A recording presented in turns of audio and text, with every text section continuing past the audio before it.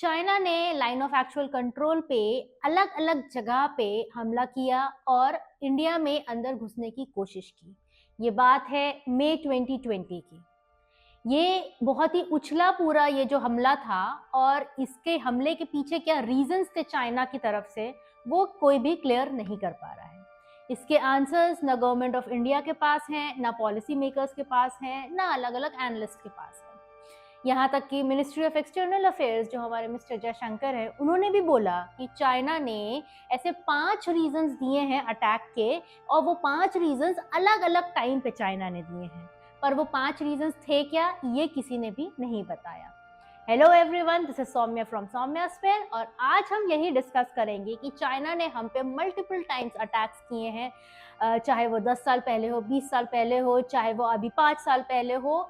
लेकिन ये अटैक्स के पीछे वजह क्या है, चाइना आखिर ऐसा करता ही क्यों है? आज हम ये सब चीज़ें डिस्कस करेंगे, समझेंगे, और जो डिफरेंट थियोरीज हैं इसके अराउंड हम वो भी जानेंगे। यहाँ से आगे बढ़ने से पहले मैं आपको बताना चाहूँगी कि हम बहुत सारे इस तरह के रिसर्चेस और डिस्कशंस लेके आते हैं। तो अगर आपको ऐसी ही और इंटरेस्टिंग रिसर्चेस पे डिस्कशन वगैरह सुनना है, देखना आपको इंटरेस्ट है, तो please do subscribe our channel. तो वापस आते हैं चाइना के मई 2020 के हमले के ऊपर। तो गलवान वैली में जो ये पूरा हमला हुआ था, इसमें दोनों ही साइड, इंडिया साइड और चाइना साइड, दोनों ही साइड कैजुअलिटीज हुई, दोनों ही साइड्स को लॉस हुआ, दोनों तरफ के सोल्जर्स इंजर्ड हुए, कई लोग शहीद भी हुए। अब रीजन क्या था इसके पूरे पीछे? तो इसका कोई एक रीजन तो है नहीं। कई स्कॉलर्स, रिसर्चर्स, गवर्नमेंट्स ये बोलती हैं कि इसके मल्टीपल रीजंस हो सकते हैं। इसका एक रीजन ये हो सकता है कि इंडिया ने उस वक्त आर्टिकल 370 हटा दिया था, और अमित शाह ने ये स्टेटमेंट दिया था कि बहुत जल्द पाकिस्तान एडमिनिस्ट्रेटेड कश्मीर जो है और अस्काई चिन जो है वो इंडिया वापस कैप्चर करेंगे। इसका ये भी मतलब हो सकता है कि चाइना के पास इकोनॉमी ग्रोथ बहुत ज़्यादा हो गई है, उसके पास मटीरियल की जो स्ट्रेंथ है वो बहुत ज़्यादा है। इसका ये भी एक मतलब हो सकता है कि यूएस और इंडिया की जो रिलेशंस है वो स्ट्रांग होते जा रहे थे। ये मल्टीपल रीजंस हैं जो बार बार सामने आते हैं, जिनको हम कहते हैं कि मे बी ये हो सकता है या मे बी वो हो सकता है। सिर्फ आज से ही नहीं, कई दशकों से इंडिया और चाइना दोनों स्पेस और पावर, दोनों चीज़ों को लेके बहुत लड़ रहे हैं। जब हम बात करते हैं पावर की, तो ये दोनों ही कंट्रीज जो हैं, ये दोनों ही इकोनॉमिक ग्रोथ में बहुत आगे पहुंच चुकी हैं।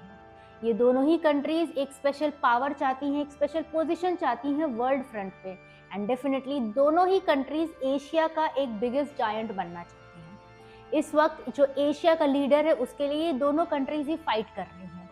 देखा जाए तो इकोनॉमिक पावर की बात करें, ग्रोथ एंड डेवलपमेंट की बात करें, तो चाइना इंडिया से काफ़ी आगे है। फिर भी इंडिया चाइना के पीछे ही है और बहुत ज़्यादा जोर शोर से आगे बढ़ रहा है। चाइना ये चीज़ देखता है, इंडिया भी ये चीज़ महसूस करता है। तो ये जो पावर की लड़ाई है, एशिया में लीडर बनने का और वर्ल्ड फ्रंट में पोजीशन हासिल करने का, ये एक बहुत बड़ा रीज़न है इंडिया और चाइना की इस लड़ाई का, इस राइवलरी का। और अगर हम समझें तो इंडिया और चाइना दोनों ही बहुत पुराने सिविलाइजेशंस हैं। ये सिविलाइजेशंस हजारों साल पुराने हैं, जितना और कोई भी सिविलाइजेशन का एग्जिस्टेंस है ही नहीं। दोनों ही ये जानते हैं कि बहुत ही रिच हिस्ट्री है, बहुत रिच कल्चर है। आज जिन बॉर्डर्स से, जिन बाउंड्रीज से ये दोनों कंट्रीज बंधी हुई हैं, आज से 1000 साल पहले ऐसा नहीं था। इन कंट्रीज का राज जो है बहुत दूर तक था। दोनों ही हिस्ट्री को अपने अलग अलग पर्सपेक्टिव से देखते हैं, और दोनों ही ये मानते हैं कि हम वर्ल्ड को लीड करने में एक बहुत अच्छी पोजीशन रखते हैं। तो पहले समझते हैं ये पोजीशन को लेके जो वॉर है। तो ये पोजीशन को लेके वॉर अभी नहीं आया है जब इंडिया और चाइना दुनिया की सबसे बड़ी इकोनॉमीज बन के उभर रही हैं। ये पोजीशन को लेके ये जो राइवलरी है, ये चल रही है ब्रिटिश काल से। तो जब इंडिया ब्रिटिशर्स के अंडर था और चाइना में किंग का रूल चलता था, तब भी ये राइवलरी बड़ी ही क्लियर थी। 1930s या 40s में चाइना और इंडिया, ब्रिटिश इंडिया, साथ आए थे जापान के खिलाफ। उस वक्त जापान बहुत तेजी से एक्सपेंशन कर रहा था और एक बहुत बड़ा लीडर बन के उभर रहा था। तो उसके खिलाफ खड़े हुए थे, साथ में आए थे ब्रिटिश इंडिया और चाइना। उस टाइम भी ये बात बड़ी ही क्लियर कर रहा था कि चाइना कि एशिया का लीडर तो मैं ही हूँ। इसके अलावा 1942 में चाइना के किंग चियाक काई शेक इंडिया आए थे, इंडिया को सपोर्ट करने, जो वो ब्रिटिशर्स के अगेंस्ट की जो फाइट थी, जो डीकोलोनाइजेशन का एक पूरा मूवमेंट चल रहा था। उस टाइम किंग ने ये बड़ा क्लियर कर दिया था कि हम बिल्कुल आपके साथ हैं, हम आपको सपोर्ट करते हैं और हम आपको इस मूवमेंट में लीड भी कर सकते हैं, क्योंकि हमारी हिस्ट्री बहुत पुरानी है और हम चाइना लीडर्स हैं एशिया में, हमारे पास आपसे ज़्यादा पावर है और हम एशिया को लीड करेंगे डीकोलोनाइजेशन का जो मूवमेंट है इसमें।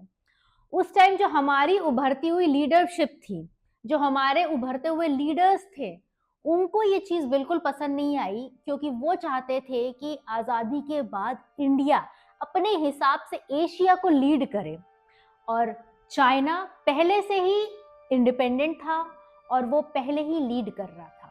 तो ये एक जो पोजीशन को लेकर लड़ाई शुरू हुई थी, ये तभी से शुरू हो गई थी और चाइना तब भी इंडिया के ऊपर भारी ही पड़ रहा था। अब ये स्पेस को लेके जो लड़ाई चल रही है इंडिया और चाइना के बीच में, इसे कहते हैं स्पेशियल राइवलरी। इस तरह की राइवलरी में होता ये है कि सेम टेरिटरी या सेम लैंड को कंट्रोल करना चाहती हैं दो या दो से ज़्यादा कंट्रीज, हमारे केस में इंडिया और चाइना, और ये तब तक लड़ाई चलती रहती है जब तक एक कंट्री दूसरी कंट्री को स्पेसिफिक टेरिटरी का पूरा कंट्रोल नहीं दे देती है। अब ये इंडिया और चाइना के केस में तो पॉसिबल है नहीं। तो ये जो स्पेस को लेकर राइवलरी चल रही है, ये वेस्ट में चल रही है, अस्काई चिन को लेके, लद्दाख को लेके, सेंट्रल सेक्टर में चल रही है, कुछ छोटे छोटे हिस्से हैं उत्तराखंड और हिमालयन रीजन में, जो बहुत बड़ा मुद्दा नहीं माना जाता है, और जो सबसे बड़ा मुद्दा है वो है ईस्टर्न में पूरे के पूरे अरुणाचल प्रदेश को लेकर। तो ये डिफरेंट टेरिटरीज हैं जिसको लेके इंडिया और चाइना के बीच में स्पेशल राइवलरी चल रही है। ये स्पेस और पोजीशन को लेके जो लड़ाई है, इसमें कई बार कई स्टैंड ऑफ्स और वॉर भी हुआ है इंडिया और चाइना के बीच में। इसकी शुरुआत हुई थी 1959 के स्टैंड ऑफ से, फिर ये आगे चल के 1962 में वॉर में बदला जिसमें चाइना ने इंडिया को हराया। फिर नाथुला पास में 1967 में एक स्टैंड ऑफ हुआ था जिसमें इंडिया चाइना पे भारी पड़ा था। 67 के बाद फाइनली 75 में अरुणाचल प्रदेश में चाइना ने इंडिया के 4 ट्रूप्स को मारा था। उसके बाद 86 में एक स्टैंड ऑफ हुआ, 2013 में हुआ, 2014 में हुआ, 2017 में हुआ और सबसे लेटेस्ट 2020 में हुआ। ये जो भी स्टैंड ऑफ्स और वॉर हुए हैं, इनसे ये बहुत क्लियर है कि दोनों ही कंट्रीज अपना जो स्टैंड है उसको छोड़ना नहीं चाहती हैं और ये वॉर और स्टैंड ऑफ्स थमेंगे नहीं, ये फ्यूचर में और ज़्यादा बढ़ेंगे। दोनों ही कंट्रीज दूसरी कंट्री को अपने सिटीजन्स के अंदर एक विलन की तरह प्रेजेंट करती है। जैसे कि चाइना इंडिया को एक एक्सपेंशनिस्ट की तरह मानती है, वो ये मानती है कि इंडिया ने चाइना की टेरिटरी पे कब्जा कर रखा है, और इंडिया भी आज़ादी के बाद चाइना को एक्सपेंशनिस्ट की तरह देखता है, क्योंकि चाइना ने तिब्बत को 1950 और 51 में अपने कंट्रोल में ज़बरदस्ती लिया था। दोनों ही कंट्रीज एक दूसरे को इस तरह से एक्सपेंशनिस्ट की तरह देखती हैं। अभी जो इंडिया और चाइना की जो राइवलरी है, ये सिर्फ इंडिया और चाइना तक सीमित नहीं है, ये ग्लोबल लेवल पे भी बड़ा इंपॉर्टेंट स्टैंड रखती है। इस पूरी लड़ाई में इंडिया और चाइना के अलावा भी बहुत सारी कंट्रीज इन्वॉल्व हैं, जैसे कि यूएसए है, जापान है, रशिया है, पाकिस्तान है, बांग्लादेश है। ये सारी कंट्रीज बहुत ही एक इम्पॉर्टेंट रोल प्ले करती हैं इस पूरी राइवलरी में। तो होता ये है कि चाइना जैसे कि एक राइजिंग पावर है और यूएस के बाद स्ट्रेंथ में, इकोनॉमी में, पैसे में, हर चीज़ में चाइना का ही नाम आता है। चाइना बहुत ही एम्बिशियस कंट्री है और वो यूएस की जगह लेना चाहती है, मतलब ग्लोबल फ्रंट पे वो लीडर बनना चाहता है। ये बात यूएस को अच्छी नहीं लगती है। अब ये लीडर बनने के लिए चाइना अपने टाइज मजबूत करता है पाकिस्तान के साथ। इंडिया भी इस वॉर में पीछे नहीं है। चाइना को काउंटर करने के लिए वो अपने स्ट्रैटेजिक रिलेशनशिप्स वियतनाम के साथ, ऑस्ट्रेलिया के साथ, यूएस के साथ, ऐसी बहुत स्ट्रॉन्ग कंट्रीज के साथ, इनफैक्ट ईस्टर्न एशिया में भी कंट्रीज के साथ अपने टाइज को बहुत मजबूत कर रहा है, और ये चीज़ चाइना को बहुत ज़्यादा खटक रही है। आज तक इंडिया और चाइना के बीच में स्टैंड ऑफ्स तो बहुत हुए हैं, लेकिन वॉर सिर्फ एक हुआ है, वो था 1962 का वॉर, जिसमें ये सबको पता है इंडिया हार गया था चाइना से। अब 1962 के पहले इंडिया और चाइना दोनों ही खुद को एशिया के लीडर की तरह प्रोजेक्ट करना चाह रहे थे। ये जो एशिया के लीडर की गद्दी है, इस पे दोनों ही बैठना चाह रहे थे। इसको देखते हुए चाइना, जैसे कि हम सबको पता है, हमेशा से इंडिया से बेहतर स्थिति में रहा है। तो चाइना को ये बात अकड़ती थी कि इंडिया कैसे उसके आगे कम्पीट कर रहा है। उस वक्त इंडिया नया नया आज़ाद हुआ था, हम अपने इंटरनल इश्यूज से ही बहुत ज़्यादा जूझ रहे थे, हमारे अंदर ही अनएम्प्लॉयमेंट, पॉवर्टी, ये सारी चीज़ें बहुत ज़्यादा थी। इसी सब को देखते हुए चाइना ने इंडिया पे अटैक किया 1962 में। हालांकि इंडिया ने खुद को डिफेंड करने की कोशिश की, पर हम पूरी तरह से तैयार नहीं थे। हमने फिर इस पूरे वॉर में अपनी एक स्थिति को मेंटेन करने के लिए यूएस और यूरोप से मदद मांगी। उन्होंने मदद की, बहुत थोड़ी बहुत मदद की, ऐसा नहीं है कि नहीं की, लेकिन फिर भी चाइना ने इंडिया को हराया। और इस हार के साथ चाइना ने वर्ल्ड फ्रंट पे ये साबित किया कि एशिया में एक ही दावेदार है, वो है चाइना, और चाइना को इंडिया नहीं हरा सकता है। वर्ल्ड फ्रंट पे भी ये प्रूव हो गया कि इंडिया एक छोटा मोटा प्लेयर ही है एशिया में, और जो असली पावर है एशिया की वो चाइना ही है। यही मोटिव था 1962 के वॉर का, चाइना का, और ये मोटिव में चाइना 1962 वॉर में सफल भी हुआ। 1967 का जो एक स्टैंड ऑफ था नथुला पास पे, उसको हम 1962 के वॉर का ही एक एक्सटेंशन देखते हैं। उस टाइम भी चाइना ने इंडिया के ऊपर हमला किया था, लेकिन उस टाइम चीजें थोड़ी अलग हुई। अलग इस तरह से हुई कि उस टाइम इंडिया चाइना पे भारी पड़ा और चाइना को अपने कदम पीछे करने पड़े। अगर यहाँ तक वीडियो पसंद आया हो तो प्लीज टू सब्सक्राइब। अच्छा, जो रीसेंट स्टैंड ऑफ्स हैं ये 2000s के हैं, जैसे 13, 14, 17 और 20। इसमें जो 13 वाला स्टैंड ऑफ था उसमें हुआ ये था कि चाइनीज ट्रूप्स अक्साई चिन वाला जो एरिया है उसमें 19 किलोमीटर्स इंडिया में अंदर घुस आए थे। इसको देखते हुए इंडियन मिलिट्री ने उनका पूरा सामना किया। जहां पे चाइनीज ने अपना कैंप लगाया था उससे सिर्फ 300 मिलीमीटर की दूरी पे इंडियंस ने भी अपना कैंप लगाया, और कई दिन तक नेगोशिएशंस चलते रहे। और फाइनली नेगोशिएशंस के बाद दोनों ने ही ये फैसला किया कि दोनों ही पीछे हट जाएंगे, और इस तरह चाइना वापस अपनी टेरिटरी में लौट गया। 2014 में एक और स्टैंड हुआ अगस्त में इंडिया और चाइना के बीच में। ये वही समय था जब प्रेसिडेंट जी ने इंडिया को भी विजिट किया था। अब उस टाइम ये हुआ था कि चाइना ने फिर से अक्साई चिन रीजन में ही ये अटैक किया था। ये अटैक उनके हिसाब से इन्होंने इसलिए किया था क्योंकि इंडिया अपना एक पुराना ऑब्जर्वेटरी था उसको रीबिल्ड कर रहा था। इसको देखते हुए चाइना ने हमला किया था, क्योंकि चाइना उस एलएसी को नहीं मानता जिसको इंडिया मानता है, और इंडिया उस एलएसी को नहीं मानता है जिसको चाइना मानता है। इसको देखते ही दोनों ही जो रीजन्स थे उन्होंने, दोनों ही कंट्रीज ने अच्छा सा स्टैंड ऑफ किया था। इस पे मोदी ने सामने से प्रेसिडेंट जी को बोला था कि आप अपने ट्रूप्स को वापस लीजिए, अंदर लीजिए, ये जो आप कर रहे हैं ये हमारी टेरिटरी में आप जबरदस्ती घुस रहे हैं। पर जी और हमारे मोदी दोनों के बीच के कन्वर्सेशंस कोई खास सल्यूशन नहीं निकाल पा रहे थे। ये कन्फ्लिक्ट फाइनली तब खत्म हुआ जब इंडिया और चाइना दोनों ने ही ये माना कि जो कन्फ्लिक्टेड टेरिटरी है इसके ऊपर दोनों में से कोई भी किसी भी तरह का कंस्ट्रक्शन नहीं करेगा।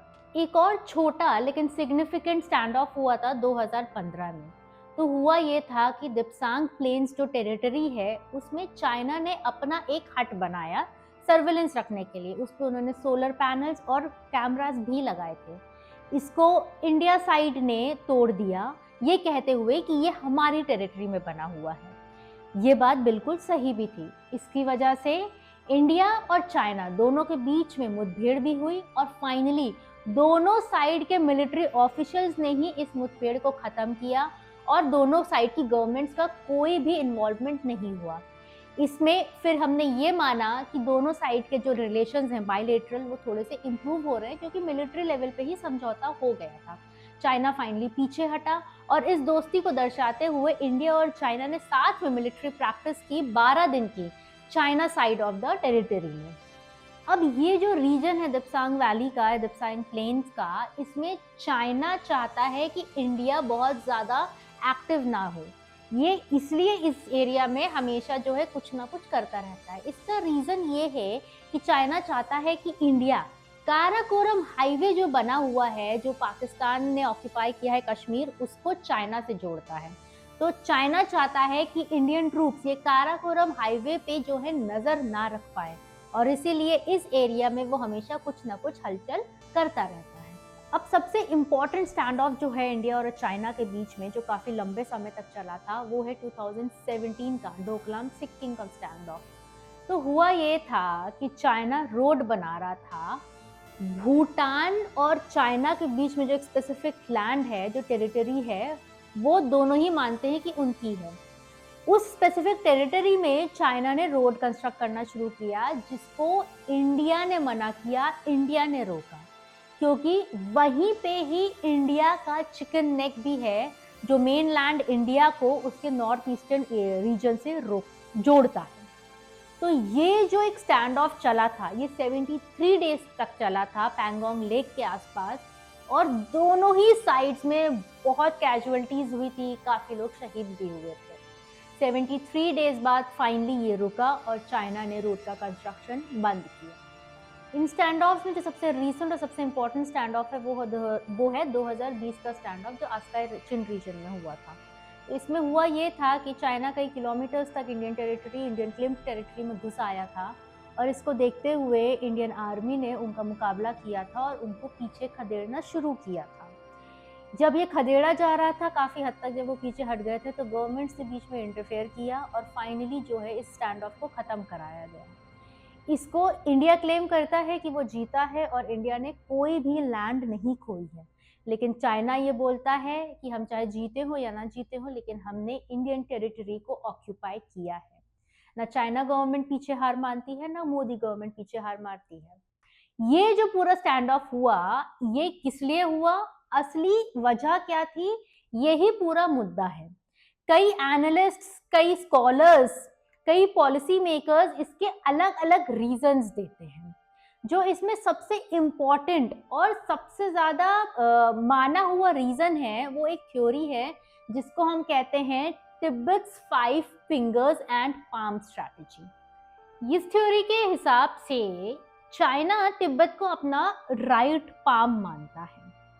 अब इस पाम की 5 फिंगर्स भी हैं। पाम को तो उसने 1950-51 में कैप्चर कर दिया था। अब स्ट्रैटेजिकली और पोजीशन वाइज वो उस 5 फिंगर्स को भी कैप्चर करना चाहता है। वो 5 फिंगर्स हैं नेपाल, भूटान और इंडिया का लद्दाख, सिक्किम और अरुणाचल प्रदेश। ये मिल के पूरा साथ में चाइना की नजर से बनाता है चाइना का राइट पाम। और इसके लिए, इस कैप्चरिंग के लिए चाइना ने अपने बहुत ज़्यादा ट्रूप्स बढ़ा दिए हैं तिब्बत में। वहाँ पे बहुत सारा इंफ्रास्ट्रक्चर बना रहा है, वहाँ पे पेट्रोलिंग बहुत बढ़ा दी गई है, क्योंकि जो उसका अल्टीमेट जो उसका एम है, वो तिब्बत की 5 फिंगर्स को कैप्चर करना।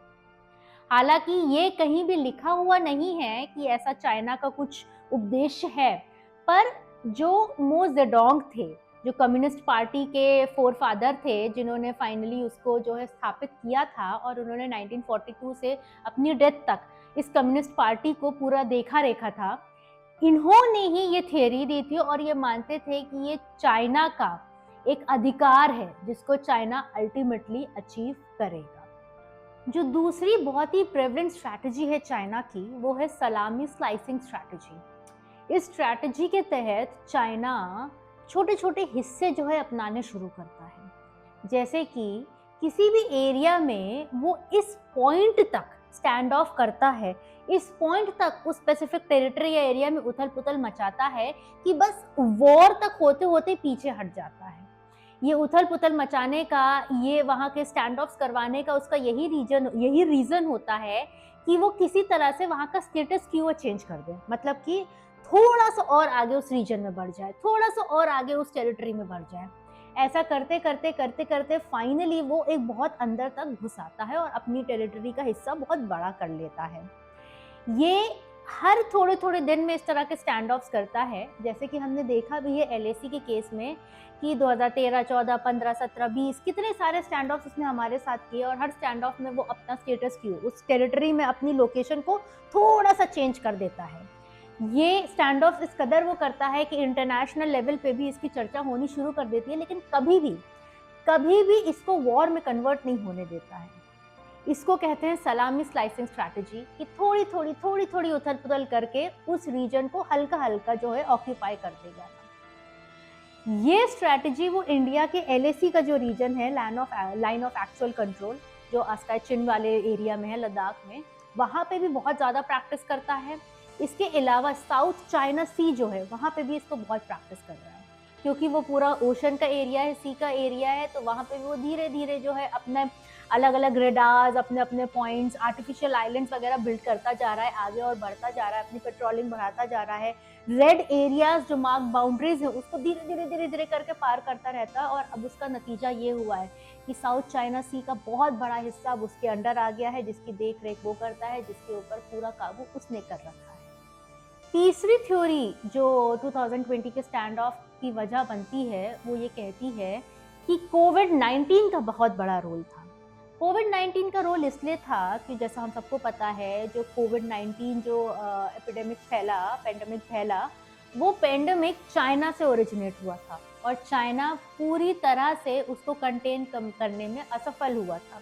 चाइना से ही ये एपिडेमिक पूरी दुनिया में फैला, ये पेंडेमिक पूरी दुनिया में फैला। अब इसको देखते हुए पूरी दुनिया की कंट्रीज की नज़र चाइना पे थी, हर कोई चाइना को ब्लेम कर रहा था। वैसे तो चाइना एक बहुत ही पावरफुल कंट्री है, लेकिन उसकी भी कुछ इनसिक्योरिटीज़ हैं। जो बाकी कंट्रीज़ है वो डरती तब हैं जब वॉर होता है, तब उनको लगता है कि उनकी सिक्योरिटी को थ्रेट है। लेकिन चाइना एक ऐसी कंट्री है जो बिलीव करती है कि उसकी सिक्योरिटी को थ्रेट तब होगा जब चाइना को उसी के बॉर्डर्स में लॉक कर दिया जाएगा, और कोविड-19 के टाइम वही हुआ था। चाइना को उसकी ही बाउंड्री में लॉक कर दिया गया था। चाइना के ऊपर बहुत सारे रिस्ट्रिक्शंस लगा दिए गए थे। एक तरह से चाइना को उसकी बाउंड्री के अंदर जो है कैद करके रखा गया था। ये देख के चाइना को सीधा सीधा ये लगा कि ये तो उसकी सिक्योरिटी को थ्रेट है। जो नहीं होना चाहिए था वो सब कुछ चाइना के साथ हो रहा था। 2020 में भी चाइना बहुत ही स्ट्रांग था और पूरी पावर से दुनिया के रूल करने की तरफ आगे ही बढ़ रहा था, जैसे आज भी कर रहा है। तो इस पूरे जो दुनिया की कंट्रीज चाइना को कमज़ोर कर रही थी, ये कह रही थी कि चाइना को कंटेन हो जाना चाहिए, चाइना असफल रहा है, इसको देखते हुए चाइना ने एलएसी का इंडिया पे अटैक किया। इससे दो चीजें साबित हुई। पहले तो ये चाइना ने वर्ल्ड को ये बता दिया कि चाहे कोई पेंडेमिक हो, एपिडेमिक हो, कुछ भी हो, चाइना बहुत स्ट्रांग है, और ऐसे समय पे भी वो इंडिया को टक्कर देने में, या फॉर दैट रीजन किसी भी कंट्री को टक्कर देने में सक्षम है।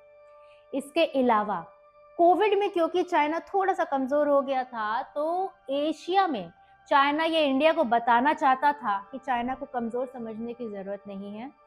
चाइना में इतनी ताकत है कि वो इस समय में भी इंडिया को चैलेंज कर सकता है, और इंडिया की टेरिटरी को अपना भी सकता है, हथिया भी सकता है। ये इसलिए भी था कि इंडिया जो है एशिया का लीडर ना बनने पाए और चाइना कमजोर ना पड़ने पाए। जो चौथी थ्योरी है वो दो एस्पेक्ट्स पे बात करती है। पहला है दुर्बाग शयोक रोड का कंस्ट्रक्शन, जो इंडिया कर रही है एलएसी रीजन में। इस रोड की कंस्ट्रक्शन की वजह से इंडिया को चाइना के ऊपर थोड़ी सी एडवांटेज मिल जाएगी, एलएसी रीजन में वो ज़्यादा अच्छे से काम कर पाएगा। दूसरा रीज़न ये है कि जब आर्टिकल 370 हटाया गया कश्मीर में, उसके साथ में ही हमारे होम मिनिस्टर अमित शाह ने कहा कि विद टाइम हम पाकिस्तान ऑक्यूपाइड कश्मीर और अक्साई चिन का जो रीजन ऑक्यूपाइड बाय चाइना है, ये दोनों ही बहुत जल्दी इंडिया में वापस मिला लेंगे। तो रोड का कंस्ट्रक्शन और ये अमित शाह का statement plus government of India का एक्शन आर्टिकल 370 को हटाने का, ये सारी चीज़ों ने चाइना की इनसिक्योरिटी थोड़ी सी बढ़ा दी, और उसको ये बात समझ में आने लगी कि ये जो इंडिया में हिंदू नेशनलिस्ट पार्टी है मोदी गवर्नमेंट की, ये इंडिया को और ज़्यादा स्ट्रॉन्ग, एग्रेसिव और पावरफुल बना रही है। इन चीज़ों को काउंटर करने के लिए चाइना ने ये इंसिडेंस किया, ये स्टैंड ऑफ किया 2020 का एलएसी रीजन में। पांचवी और आखिरी स्ट्रैटेजी है रैशनलिस्ट स्ट्रैटेजी। रैशनलिस्ट स्ट्रैटेजी ये कहती है कि इंडिया और चाइना के बीच में मटेरियल कैपेबिलिटी का गैप बहुत बड़ा है। अगर आंकड़ों की हम समझें तो चाइना की इकोनॉमी इंडिया की इकोनॉमी की 5 टाइम्स है, और चाइना का जो मटेरियल और मिलिट्री स्पेंड है वो इंडिया के डिफेंस से 4 टाइम्स ज़्यादा है। वो बात अलग है कि अब आज के पॉइंट पे चाइना का ग्रोथ एक तरह से स्टैग्नेशन पे पहुंच रहा है और इंडिया अभी भी ग्रो कर रहा है, बट स्टिल चाइना इंडिया से आगे है मटेरियल कैपेबिलिटीज में। इन मटेरियल कैपेबिलिटीज के डिफरेंसेस को देखते हुए चाइना ने अपने बॉर्डर्स पे कई जगह पे मिलिट्री एक्शंस लिए हैं और बहुत सारे स्टैंड ऑफ्स करता रहता है। यही सेम स्टैंड ऑफ्स वो इंडिया के साथ भी करता है, क्योंकि चाइना को पता है कि इंडिया जो मटेरियल कैपेबिलिटी है इसमें चाइना से कम है। इसी को मद्देनजर रखते हुए 2020 में भी चाइना ने ये सोचा था कि ये मटेरियल कैपेबिलिटी के बल पे हम न्यू दिल्ली को पूरी तरह से चैलेंज कर सकते हैं, उनको पीछे कर सकते हैं। पर ऐसा कुछ हुआ नहीं और न्यू दिल्ली ने भी पूरी तरह से चाइना का सामना किया। पर हाँ, ये रैशनलिस्ट थ्योरी ये कहती है कि ये जो मटेरियल कैपेबिलिटीज में गैप है, इसी वजह से China bar bar stand of करता है और इंडिया को चैलेंज करता है। तो ये 5 थ्योरीज हैं 2020 के स्टैंड ऑफ के पीछे, और जाहिर सी बात है उससे पहले भी जितने भी 21st सेंचुरी में स्टैंड ऑफ हुए उन सबके पीछे ये थ्योरीज कहीं भी कोई रियल रीजन नहीं है, पर अलग अलग एनालिस्ट्स का, पॉलिटिशियंस का, पॉलिटिकल एनालिस्ट्स का, पॉलिसी मेकर्स का परसेप्शन है कि जो हो रहा है वो क्यों हो रहा है। इसी तरह की इंटरेस्टिंग स्ट्रैटेजीज को, डिस्कशंस को, सिचुएशंस को, सिनेरियोज को समझने के लिए, रिसर्चर्स को, रिपोर्ट्स को आइडेंटिफाई करने के लिए, उन पर डिस्कशन करने के लिए हमारे साथ बने रहें। Please do subscribe our channel. Thank you so much.